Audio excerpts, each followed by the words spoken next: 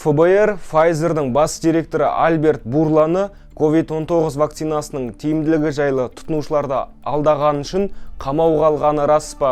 Қазақстан қалаларында тұратын жастардың өсуіне қатысты деректер келтірген депутат Ғани Ташқараев қателесті ме? Және осы аптада жарияланған басқа да материалдарға бірге шолу жасайық.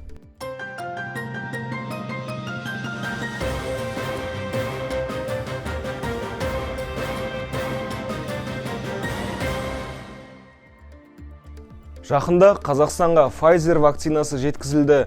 Әзірше бұл вакцинаны балалар мен аяғы ауыр әйелдер ғана салдыратыны хабарланған, ал артылса басқаларға да салуға болады.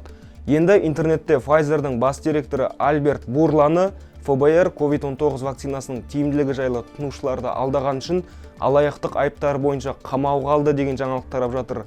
Сонымен қатар Бурла өзінің кепілге босатылуына қатысты сот отырысын күтіп, қамауда отырғаны да айтылған. Ендеше бұл ақпаратты тексеріп көрейік.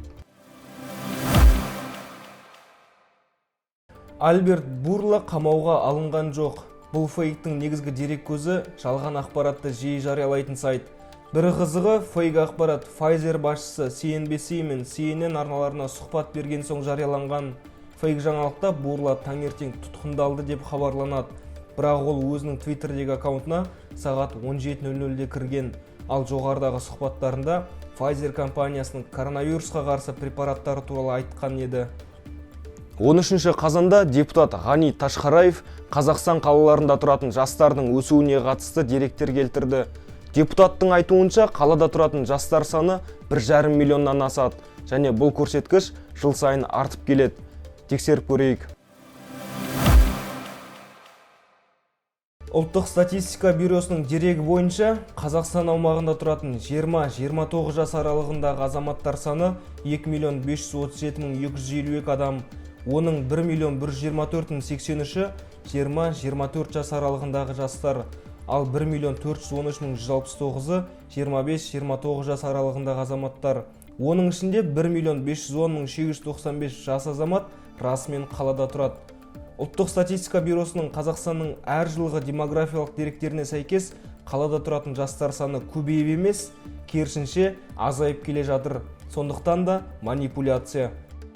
2020 жылы Қазақстан қалаларында 20-29 жас аралығында 1.587.375 адам тұрған, 2019 жылы 1.662.560, 2018 жылы 1.737.653, ал 2017 жылы 1.804.054 адам болған.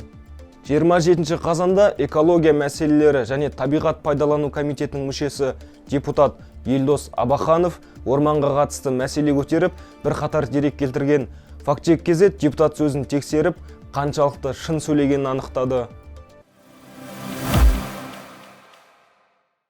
Біріккен ұлттар ұйымы дәл осы уақыт аралығын осылай бағалағаны жайында құжат таба алмадық.